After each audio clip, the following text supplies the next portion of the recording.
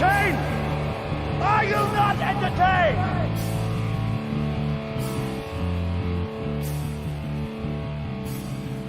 All right, welcome back to the Whiskey Jedi podcast. Thank you guys so much for joining me out there. Hope everyone can hear me okay. A little bit of a different vibe tonight, different microphone, so I hope the audio is coming through.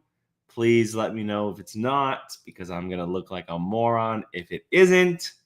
Hope everyone's doing great out there. Happy Tuesday, March 25th of 2025. I cannot believe we are already almost through 3 months of this year. Insane to think about that we are already almost to April and flying through 2025 at this point. So much has been happening already, not just in the movie and television world, but life world. A fantasy football trade literally just went through in my league that I'm sure is bonkers. Yep, it's bonkers. Someone just traded Stephon Diggs for 2 first-rounders. Wow. Absolutely insane. This world is crazy, y'all. This world is absolutely crazy. But yeah, look, I hope everyone's doing great. Obviously, you can see I'm in a different setup tonight. I'm not at my home base, and I am currently house sitting, and so I'm here tonight, and I jammed over, and I'm here doing the show. Gonna spend the evening with the dog that I'm sitting for, and watch some Daredevil after this. Maybe do a TikTok live afterwards. I haven't really decided yet. Definitely shoot a review at least. But I'm looking forward to it. I wanted to make sure I did a show tonight. I was very close to putting the show off for this evening just because there are 2 episodes of Daredevil. And I told myself, well, maybe I should watch those as soon as possible because it is 2 hours of television. But I'm also going to have to shoot 2 different reviews for it. But I decided otherwise. I'm here. Wanted to talk about a few things. Just get a show in the books and be here with all you guys. But I do want to do a little house cleaning before we start that I already haven't done. Outside of me not being at home, literally. There might, big asterisks, might be changes to the show coming. I haven't mentioned anything about it, but I have gone through a career shift and I'm going to be doing something a little bit different that I'm very, very excited about. It's been a big transition and it's been a long time coming, but it might result in some time change adjustments. I just wanted to make sure I said that as soon as possible.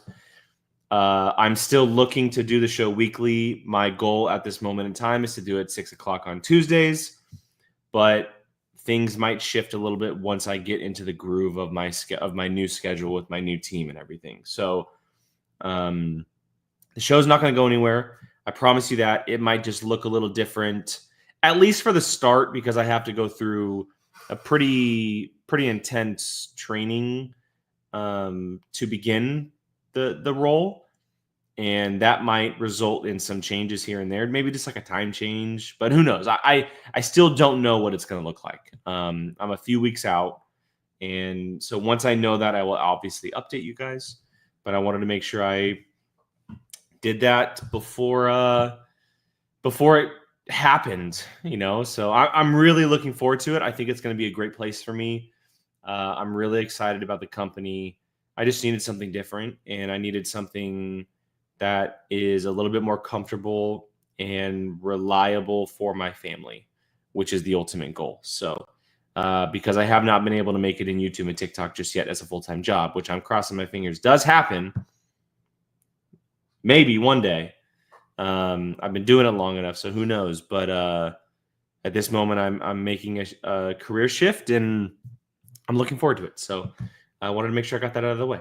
But yeah, look, we have a pretty packed show with some pretty big topics this evening, and this is all going to happen in the next 45 minutes as I'm jumping off at 7 o'clock or before because Daredevil is calling my name.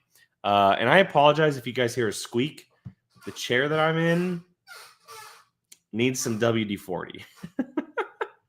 It needs some WD-40 ASAP. I wasn't able to do it beforehand, but it definitely needs it now. So, but yeah, look, I'm drinking some Nelson Bros this evening. It looks like a big glass. It's a giant ice cube. Not as much as it looks. I'm not an alcoholic, you guys. Don't worry. But some Nelson Bros classic bourbon. Haven't had it in a while. And I think I told the story when I first brought the bottle on, but Apocryphlix Geo, toured the distillery in Tennessee, and he brought me a bottle back. Very, very generous, gifted bottle of whiskey. And it's a very, very good bottle. I mean, so this is my third Nelson Bros bottle. I had the reserve bourbon, and then I have the sour mash. Both are excellent. And this is, I mean, it's their classic bourbon for a reason. It's very, very good. So yeah, just a little Nelson Bros to cool the evening off. I've been painting our house, and I've been doing all kinds of crazy things over this last week. I'm exhausted, but I'm excited to talk the things I'm talking and get into Daredevil letter. So let's stop putting it off, and let's get into the first topic of the evening. But before we do so, Booze, thank you so much for the congratulations. I appreciate it, my man. Curtis, I see you as well. I'm very close to vetoing this trade. This is an aggressive trade for a 30-plus-year-old receiver. I don't care who you are. I don't think Stephon Diggs is worth 2 first-round picks and whatever else was sent with him. Screaming collusion, if you know what I mean. But let's get into it. Look, first topic of the evening. Some big news out of the let's call it the intelligence genre. I made that way more complicated than I should have. It came out this week that Universal is no longer responsible for the rights of Jason Bourne. Jason Bourne is going to officially go up for sale, the franchise. We have not seen a movie, obviously, in a couple of years. There are 5 total in the franchise. We have the 4 Matt Damon ones, which was with Jason Bourne as the final film a few years ago that also starred Tommy Lee Jones and Alicia Vikander.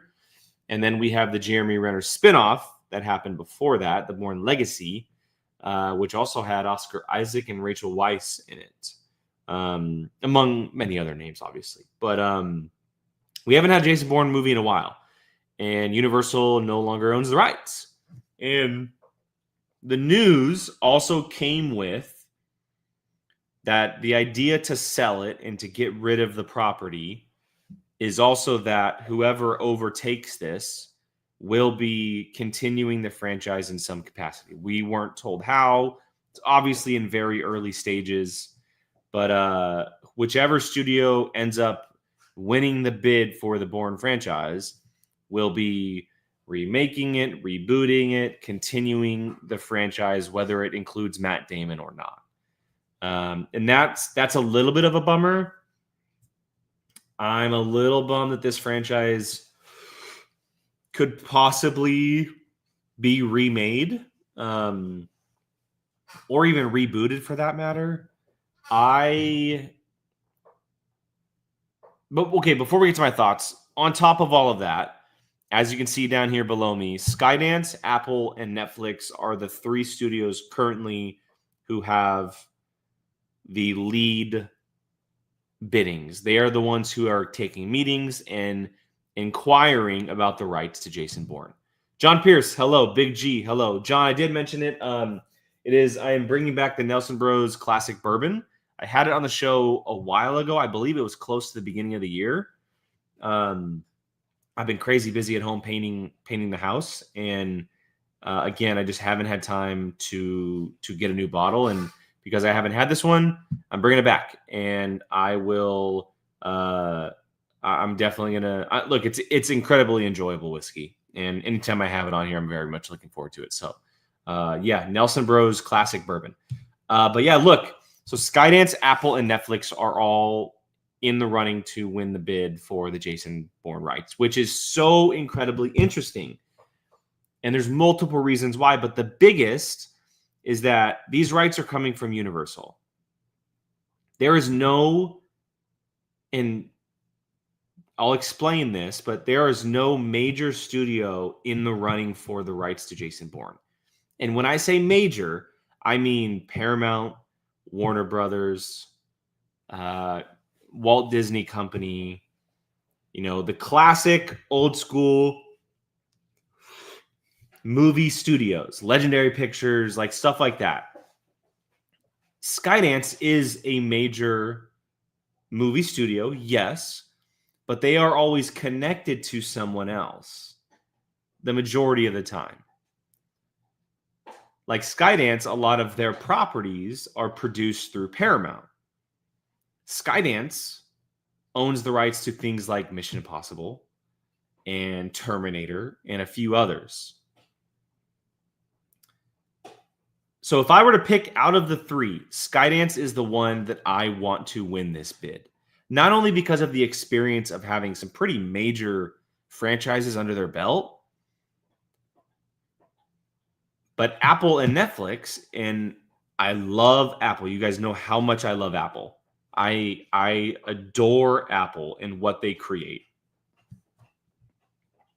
But that is 1000% largely on the television side of things. Apple has never created a film or really a project as high and as big as the Bourne films. And please, correct me if I'm wrong. They have produced a lot of things. A lot.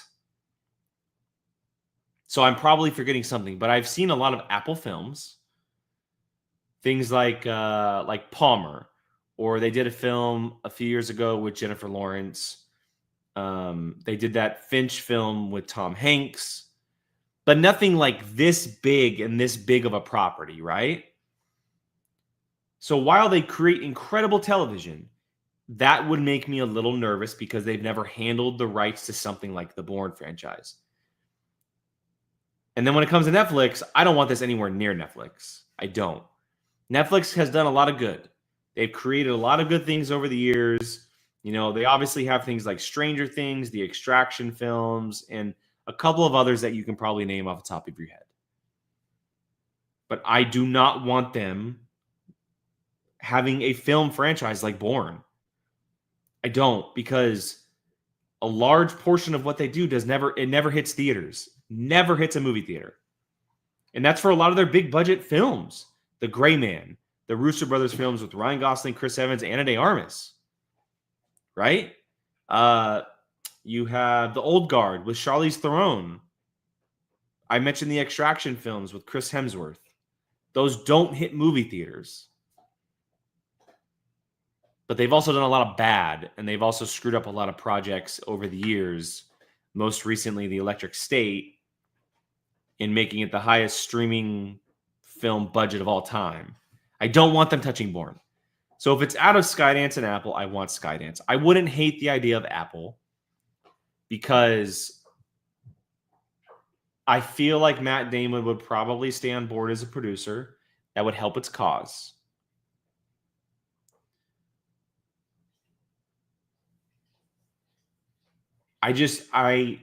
It makes me nervous if a streaming service gets a hold of a property like this that is mainly putting stuff on their service.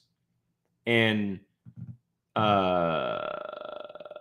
so I think John, you mentioned Amazon buys them like Bond.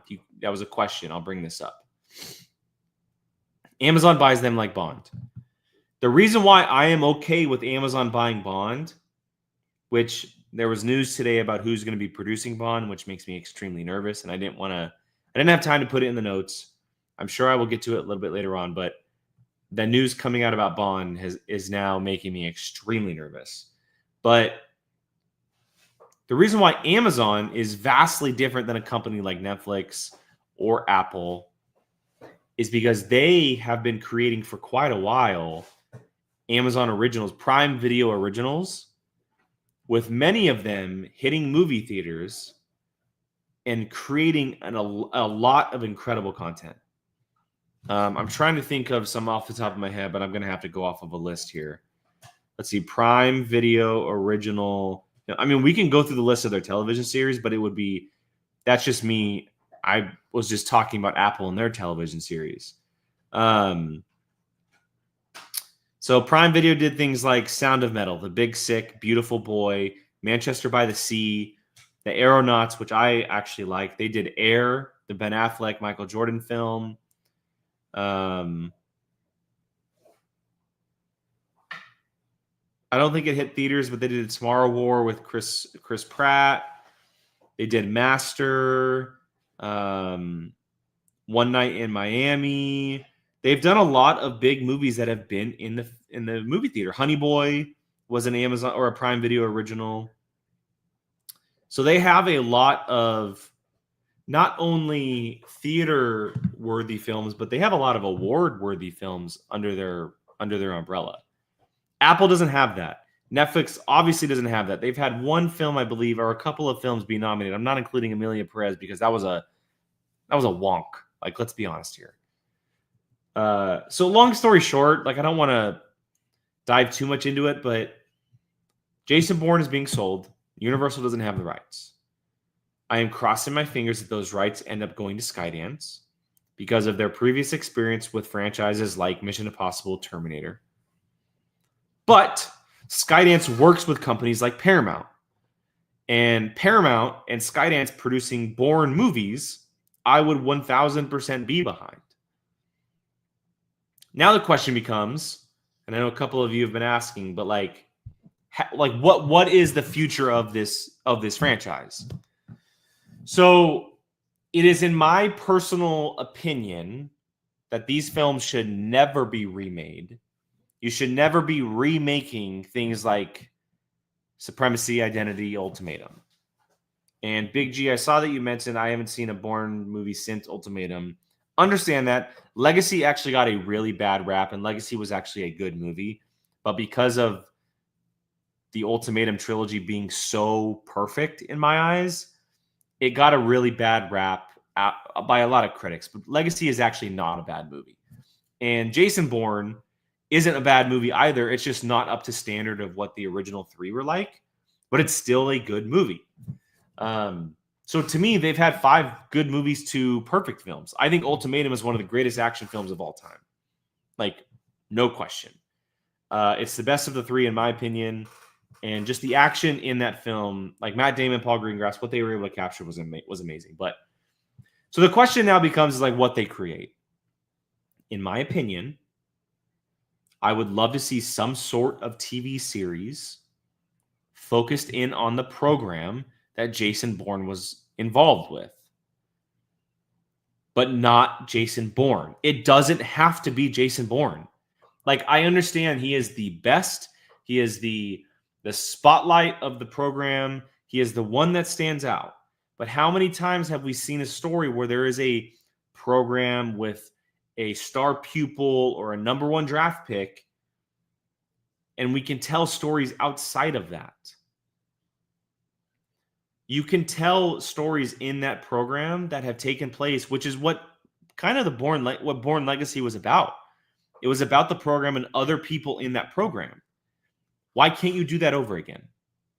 You can find a way to do a story with that is focused on the program that has other, people inside of it. And Big G, you mentioned the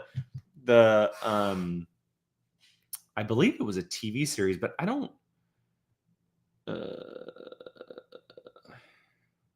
many seasons did Treadstone run? Treadstone only ran 1 season, and it was a USA show. It got canceled. It did not get a lot of good reviews. I never saw it myself personally. It says Treadstone is an action-packed thriller set amidst the Black Ops program, Operation Treadstone, exploring both the origins and infamous covert program, as well as connecting to present-day special ops. From DC to Berlin to Paris to beyond. So yeah, I mean, look, you can essentially do something similar to Treadstone, but with different people on a different platform. Like Skydance can lend the program or the show to something like to Apple. Apple can create it. Skydance buys the project and you go to Apple to create a show. Why not? It also says here, and I don't know if this is 100% true, but Treadstone was based in 1973, I believe.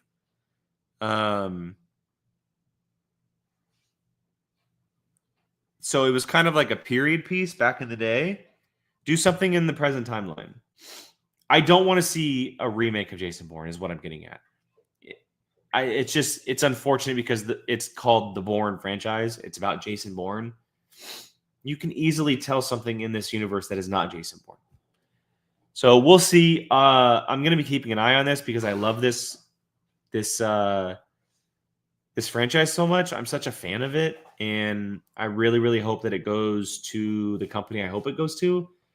If Netflix gets the rights to this, I'm going to be terrified. I'll be honest. I'll be absolutely terrified. So let's hope that does not happen because I do not want to see Netflix producing and making Bourne projects. I don't care who is involved. I don't. Plus, they already kind of have something similar in Extraction. You have your guy.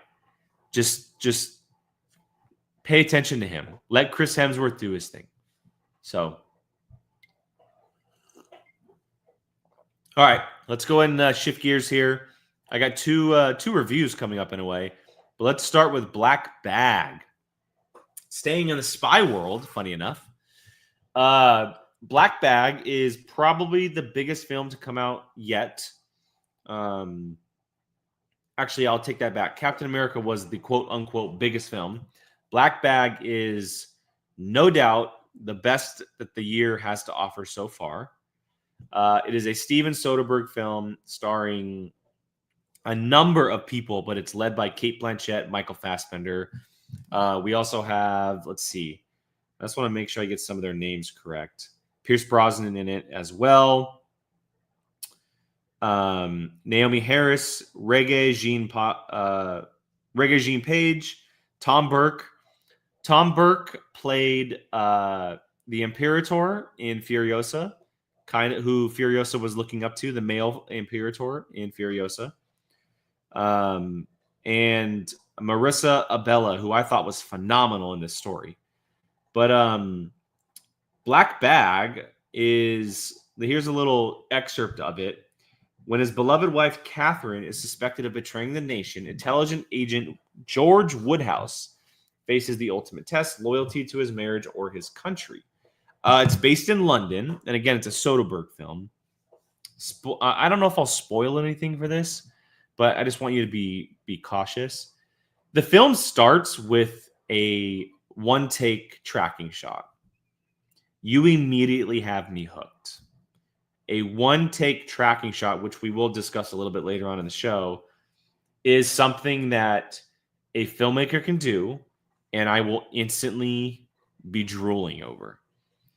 Not only that, but it was a one-take tracking shot that looked like Michael Fassbender was wearing some type of camera, like shoulder get-up, because it was on the back of his head the entire time as he was moving.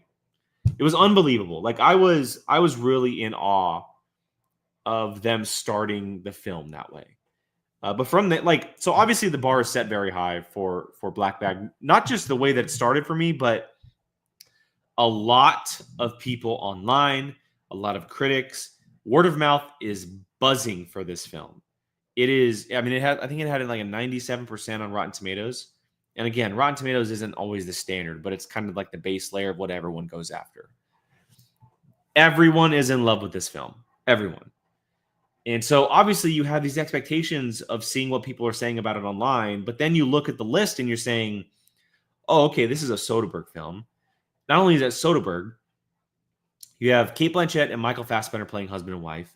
You have Pierce Brosnan and Naomi Harris, Regé-Jean Page, Tom Burke, like all of these people in basically a spy intelligence story focused in London.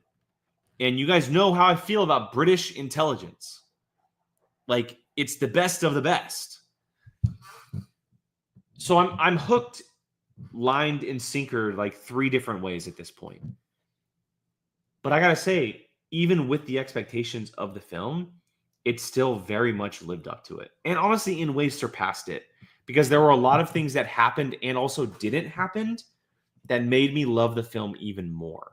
I want to start with Michael Fassbender because this is an incredible performance by this guy. And Fassbender is one of the best actors on the planet. Like, there's no question.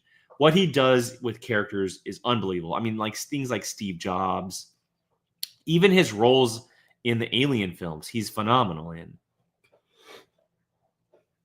But this role, the way they wrote the character of George Woodhouse and how he brought him to life out alongside all of these very eccentric, unique characters that are really trying to pull things from him, but because the character is written the way he is, he doesn't allow it, and it's phenomenal to watch him do it. Like, I think at one point during the film, I was watching it with one of my good buddies, and I looked over and I said, he's so reserved. He's so reserved. He's so tactical, and he knows what steps he's making and are coming, but he's so incredibly intimidating at doing it. Like, it's a very quiet intimidation. The way that he is not only talking, but how his body movement is, the way he locks eyes with people, like it is so good to watch. And the story that it's obviously revolving around, essentially what happens is the opening of the film, he's given a list of 5 names because he has been told that there's a mole in the organization, and he has to find out who. And his wife's name is on the list. And then all of these other like not only does it start with a tracking shot, but the following scene is a dinner scene between all of the major actors I just mentioned, Regé-Jean Page, Tom Burke, like all of them. Naomi Harris, they're all there. And it is so incredible to watch. Like, this is honestly peak Soderbergh. This is what we fell in love with Soderbergh about years ago, like years and years and years ago. I thought I was watching a film from the early 2000s because it had a very similar vibe to things like Oceans, just without that very comedic style in how he shoots things. But I will say multiple times, I noticed how he was shooting things like them cooking or cutting up food, which are things that we saw in the Oceans films. And I was like immediately taken back.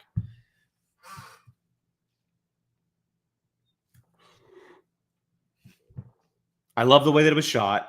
It had a very like, again, early 2000s grainy look to it, but in high def. That was so beautiful with the lighting and the color palette that he was giving the film. But the film really focuses in on the performances because it is a little bit of a slower film.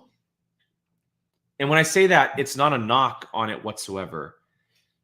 I mentioned earlier how there are some things in it that I wasn't expecting and some things that I didn't see, but I also loved in the film. I love the fact that I was expecting action because I didn't watch a trailer for this, by the way. I didn't mention that. I didn't see a trailer. I didn't see anything for this. I went straight off of word of mouth and my buddy wanting to see it. So I truly didn't know what I was getting into. I love the fact that I was expecting action and got none and was still so incredibly impressed. I was locked in from the moment it started until it finished. And it's only like an hour 37, but it is some of the most exhilarating 90 minutes of a film that has one gunshot. There is one gunshot in the film. It's not when you expect it. But I was on the edge of my seat watching these characters, you know, the dynamic between all of them, not just Fassbender and Blanchett as husband and wife, but Regé-Jean Page has a pretty big role and he really shines. I am such a Naomi Harris fanboy, and seeing her in this is great. Pierce Brosnan against anybody is going to be awesome. Like, he is always so good, especially as he's gotten older. He's fitting into these roles that he's playing so well, and he was great in this. I was so pleasantly surprised. So incredibly pleasantly surprised. And if you have not seen it, Black Bag, It came out, I believe, on March 14th, so it's been out for about 10 days now. I cannot recommend it enough. Excuse me, guys. I told you I was a little tired. It is honestly a phenomenal watch. It's fascinating to see these characters bounce off of each other. It is fascinating to see the story unravel and how it unravels. You think you know what's happening, but you really don't. I remember thinking like 40 minutes in, I have no effing clue what's going on. And I was loving it. Like loving it. And I still didn't know what was going on and where it was where it was going. So again, just a very, very, very good film. Steven Soderbergh, again, absolutely crushing it. I think it's one of the best films we've seen from him in a very long time. Fassbender, Blanchett, the whole crew knocked it out of the park. And if you get a chance, go see Black Bad because it is 100% worth it.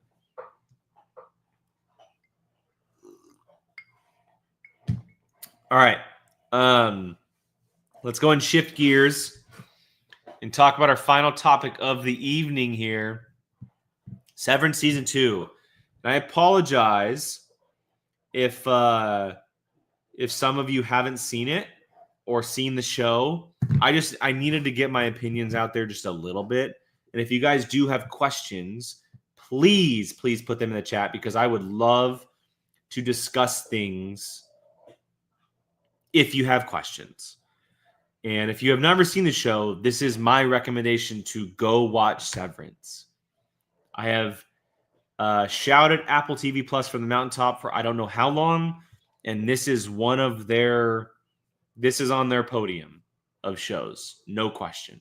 It might be the podium. Severance is kind of a gold standard right now, and Season 2 definitely solidified it. It's been a few years since Season 1. It came back not only as strong, but stronger, and gave us 10 really incredible episodes of television with a finale that threw us for a total effing loop. A total effing loop. I honestly don't even know where to begin. I just want to say, and again, I don't know if I'm going to include spoilers unless there's questions, and I will preface it before I do so, but I was very, very satisfied with the finale. I know it's a big conversation online right now on whether or not the show, and specifically the last episode, is satisfying. Did it deliver? Did it live up to the hype? For me, it did, without a doubt. I think it answered a lot of the questions that were posed in Season 2 for the specific Season 2 arc regarding Gemma, regarding the export hall, which is where she was going through all of her any phases. We got answers to what Mark is specifically refining and what MDR specifically refines. I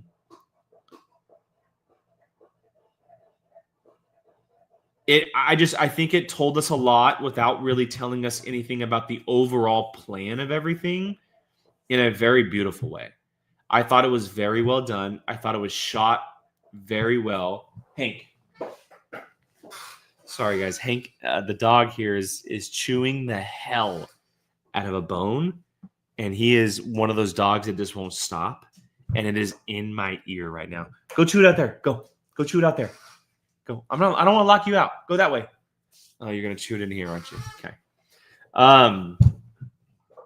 There's obviously a lot to go over, but I think the ending with Mark and Helly and Gemma is what we need to discuss. Before I do so, I want to bring up a couple comments. Booze. Whatever Mark did, we were going to be gutted. Dug it. Yeah, I mean, you're not wrong. Like, it was going to be hard either way because of what any Mark was going to decide or what Audi Mark was going to decide, right? There's a poll on either side. John Pierce, 100% was a good ending. It answered questions while still us needing more for next season. Yeah, exactly what I said. I think the overall Season 2 arc was answered, and it completed that arc. But it left the show questions up for grabs for a Season 3. Specifically, what is the overall plan for Lumen? Like, what was Cold Harbor all about? Or what is the export hall for? Like, why is MDR creating all of these innies? And why do these characters, these people have to experience all of these innies. Like, what is the goal of it? So spoilers if you haven't watched it, if you haven't seen it, if you don't care, here you go. But we learn that MDR, which is the department that Mark and Helly, Irving, and Dylan all work for, macro data refinement, that the numbers that they are refining on their computer screen are their tempers. And over the course of the series, we've seen Drummond and Helena and all kinds of other people mention how important Mark is. And that when he finishes Cold Harbor, that it will be the greatest thing the world has ever seen. Well, we learn that basically he is creating innies, different innies for Gemma, who is being held captive. And Cold Harbor will be the 25th. He has created 24 different innies. And in episode 7, where we were focused in on Gemma and what she was doing, we saw that. She was going through all these different rooms that had all of the names of the programs that Mark had been refining. And Cold Harbor was the last. But now the ultimate question is why Cold Harbor? Like, what does Hank? Don't make me take that thing away.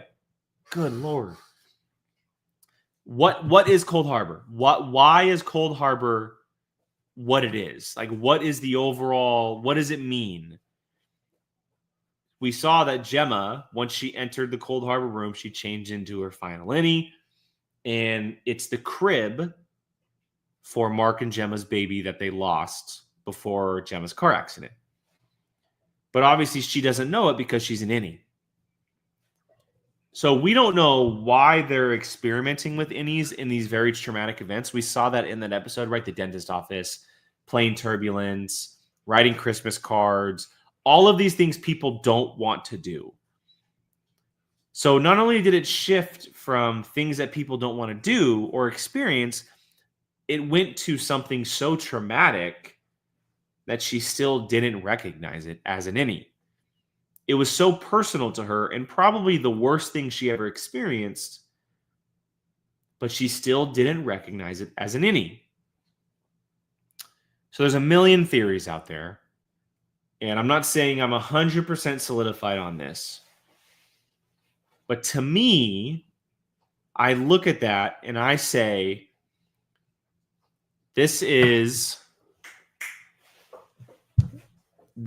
Lumen experimenting with different innies and trying to find the perfect balance of an innie personality, balanced tempers, not remembering certain experiences, like in Gemma's case, the crib for a baby she never had.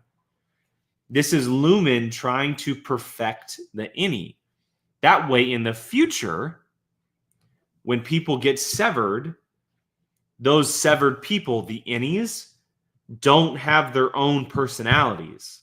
They have the set standard of personality Lumen has given them. They are having macro data refinement, refine the tempers, and find the perfect balance of these tempers to create the perfect personality to give the innies. That way, Lumen has essentially severed soldiers that will do anything that they are told and not remember any experiences, not remember any people, nothing. They will follow the Lumen way because we have seen, right? Like, Helly is the perfect example. She questions everything. She doesn't want to be told what to do. She doesn't want to be a pawn in Lumen's game. So much so she tried to kill herself twice in season 1. So it would make sense for Lumen to try to turn the tide and find a way to not only have innies, but to have innies the way they want them to have innies. Because before, up until this point, when someone gets severed, they wake up on a table or wherever else they wake up in a department, and they are who they are, right? Like, Helly is Helly. Mark Innie is very different than Mark Outie, but he's Mark Innie. if they perfect the way of the Any, Mark, Helly, Dylan, and Irving, they would all be the same person, never questioning anything, and doing what they're supposed to do. And that would take away everything what the finale is about. The finale, and specifically those final moments between Helly, Mark S., and Gemma, was all about existing. It was all about mattering, all about having a life and having agency. We have seen Helly from day one, and this has probably been the biggest question online is, was that Helena or was that Helly at the very end? I am 1,000% in the camp that it's Helly. No question. Even though they had the conversation earlier where she said, I'm her, we need to do this, I support you. She gave Mark S. the choice to make on his own. And in that moment, he made the decision to stay with her. And ultimately, that is everything that not only she has been fighting for, but what the whole MDR department has been fighting for. To have a life and to matter and to not just be a pawn in Lumen's game. Helly was the one from the get-go, the moment we met her. But Mark S. and Dylan and Irving, they all gradually got there. And it started from the opening of the episode with that phenomenal, unbelievable conversation between Mark Audi and Mark Kinney. And John Pierce just mentioned it in the chat. Adam Scott should win an Emmy, and that should be the scene that shows. Because that, in my eyes, should be a lock for him winning an Emmy. It is the way that he can distinctly make the two Marks not only look different, but act different is unreal. Like, it is truly unbelievable. But just a phenomenal scene in the way that it was shot, the way that it was performed, obviously, by Adam Scott. I just mentioned that. But that moment, right? Hank, Jesus, dog. You are sucking that thing dry. The moment this episode started, it proved that this show, that this show is more than just about Lumen versus whoever. That it's not just about Lumen being a superpower and figuring out what they are doing. It is about the ideal of an Any versus an Outie. Life versus death. Mattering and not mattering. Existing. And in that moment, when Mark S. made the decision to leave Gemma at the stairwell and run with Helly through the halls, he made the choice to matter and to exist, knowing that he would not have if he stepped through those stairwells. That door, the door to the stairwell. That's ultimately what the show has been about so far. And it might be different when season 3 comes to be, but it really, for me, it proved that the show is about Innies versus Outies. And me, even more so than just like the morals of it, but literally Innies versus Outies. Because right now, roles have been reversed for Mark and Gemma. Gemma's been held captive for 2 years. But now, even though Mark made the choice to run with Helly, to escape with her, to be with her, it's only going to be for a certain amount of time. They're not going to be able to run through the halls forever. They can only exist in the severed floor. And so at some point, they're either going to be captured, let go, whatever it may be. But in my opinion, we're probably going to see the roles reversed and Mark S. going through the export hall and what Gemma had been going through previously. Probably Helly as well. Because remember, Helly, Dylan, and Irving were all working on stuff as well on their computers. So how many other people are down there that they're experimenting this Any program with? It's very interesting. It's very interesting. To me, the show shifted immediately when that moment happened at the end. And we're going to see a very different type of show going forward when it does come back. Hopefully it's not another 3 years. But yeah, I mean, it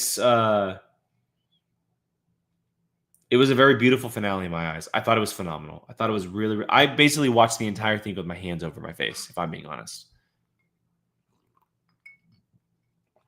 All right, Booze. You got a question. Let's go ahead and bring it up here.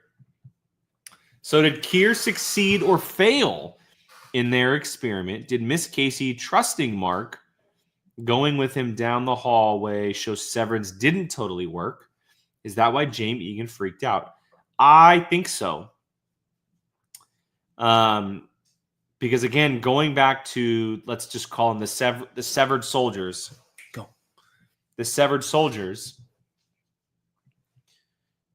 If the program had fully worked and Cold Harbor was successful in creating the perfect Innie personality, Gemma would not have followed a stranger coming into the room. Rather, she probably would have followed the voice over the intercom, because the voice over the intercom kept saying, and it's the creepy doctor, he kept saying, turn back around, don't listen, like commanding things to her to try to get her to listen, and she wasn't listening. She wasn't having it. So yeah, you're right. I think Gemma was probably a failed experiment. After 2 years in 25 innies, she was probably a failed experiment. But I don't know where we go from here. I don't know if we restart with a new MDR team, if it's just going to be a whole different thing going forward. Because obviously they're not going to be able to go forward with Dylan, Helly, and Mark. They can't.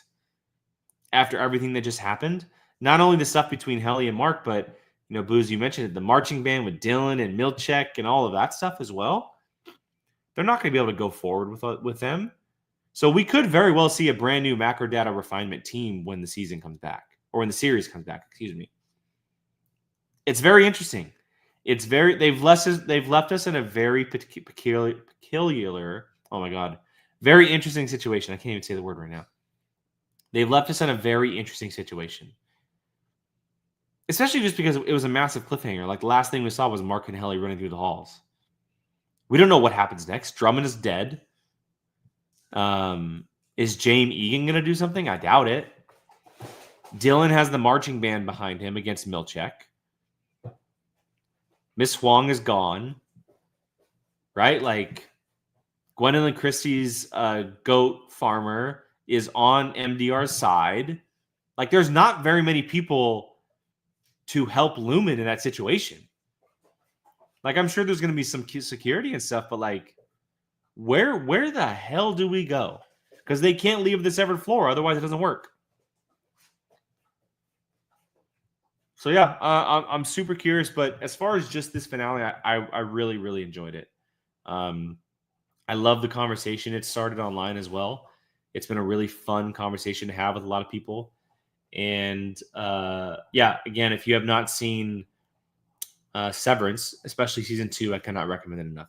Go do what you can and go watch Severance. Absolutely.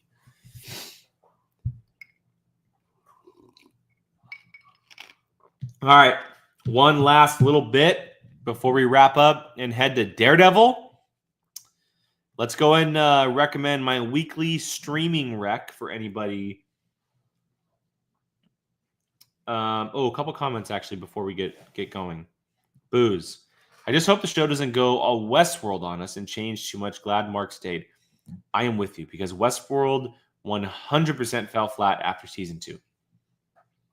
Once the end of season 2 happened, it just disappeared for me. As soon as we left the parks, I was totally off board. I loved season 1, was obsessed with it, but it just slowly disappeared. John Pierce, I need to know more about the goats. Yeah, honestly, like, I will say, so it's obviously a show that creates conversation and theories online. There were a lot of theories that the show, I think, had been running with because they saw them online just to make us look like fools. I think the goats were one of those.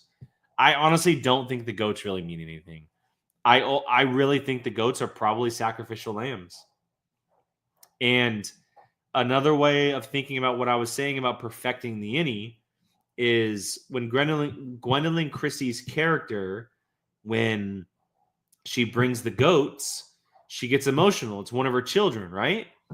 If they perfect the innie, that innie won't have a reaction to them killing the goat. So more than likely, that is also part of it. If my theory holds up. I don't know if it's going to hold up, obviously, but if my theory holds up. All right, weekly recommendation for this week is an easy one, guys. I'm sure it's one that you have seen online or possibly have even watched. I am recommending Adolescence on Netflix. It is a 4-episode miniseries, and it comes from Stephen Graham and his writing partner. And Stephen Graham actually plays the father in the show.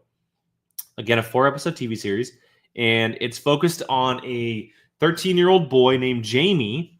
And this is all based in the UK.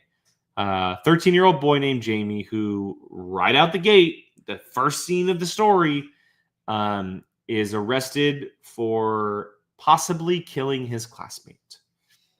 He is accused of killing his classmate, and it is a story on basically that and seeing him be analyzed and going through not just interrogations, but with a therapist, getting the parent side of it. But what makes this series really, really cool, there's 2 things. One, I believe his name is Owen Cooper. I could be wrong. But Owen Cooper, who plays the lead, Jamie, this was his first ever project of anything. His first ever acting credit.